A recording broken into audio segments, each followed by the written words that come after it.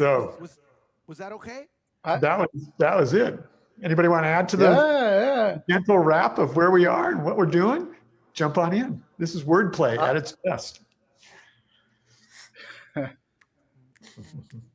Makes me want, you know what? It makes me want to lay down a beat. Should I lay down a beat for somebody? I actually put the guitar down. Yeah, lay down a beat.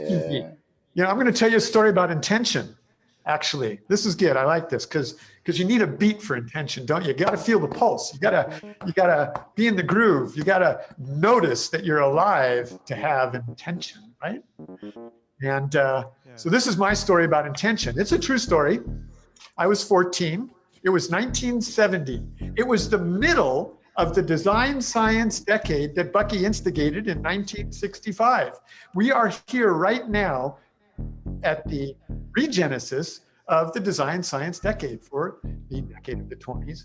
And we have an idea in mind that there is a way to cross this threshold, this liminal space betwixt and between that story of separation and the notion of being together.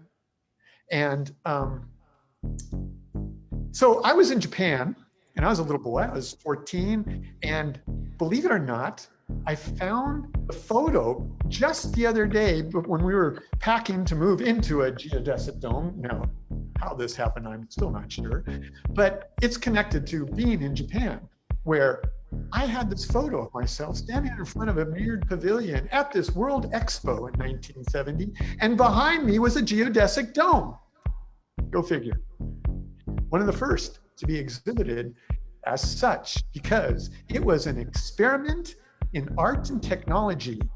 It was the heat exhibit. And inside, you went in there and you looked up, and there was a giant sphere. And you saw yourself looking back down, except in a different context, because you could see everyone else. And that was the notion of the overview effect.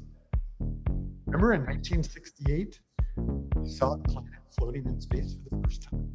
Those astronauts brought back that sense of awe. So I was there in Japan at this World Expo. It had some kind of title like Harmony and Progress for Mankind. Very lofty. There was all sorts of technologies and fascinating things there. From there, we went to Hiroshima. And I saw the utter devastation of man's creativity.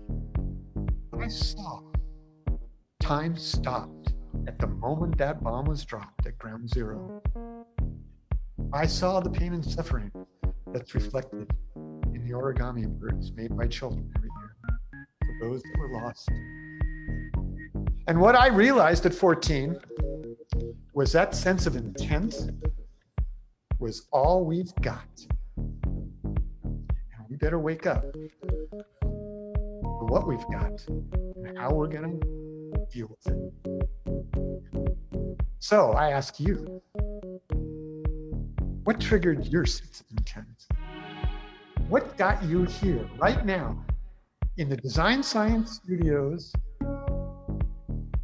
Regen Era being right here, right now in this area?